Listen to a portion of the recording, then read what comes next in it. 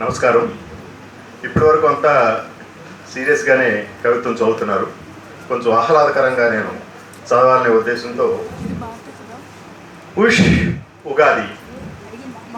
ఉగాది ఉగ్ర రూపంతో ఉరుకొస్తున్నావేమిటి?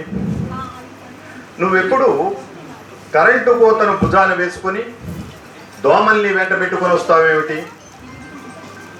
నువ్వు వస్తుంటే నూతులు, చెరువులు, గొంతులు ఎండి దాహం అంటాయి.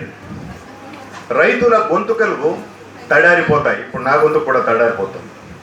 మరో పక్క కోకిలలు గానం మరచి దోమల సంగీతం ఆస్వాదిస్తాయి.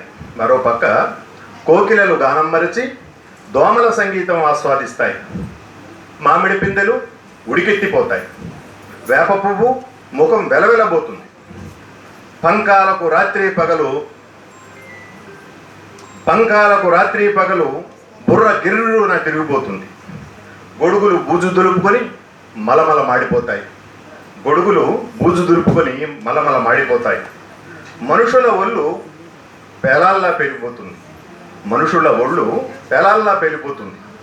నేల నోరు వెళ్ళబెట్టుకుని దిక్కులు చూస్తుంది. ఇక పిల్లలకేమో పరీక్షల్ని మోసుకొస్తావు, అల్లరికి ఆటలకి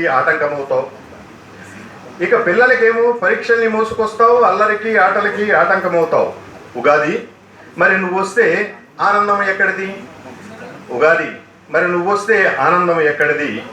ఉగాది కలిగించకే మాకు మనాది. ధన్యవాదాలు.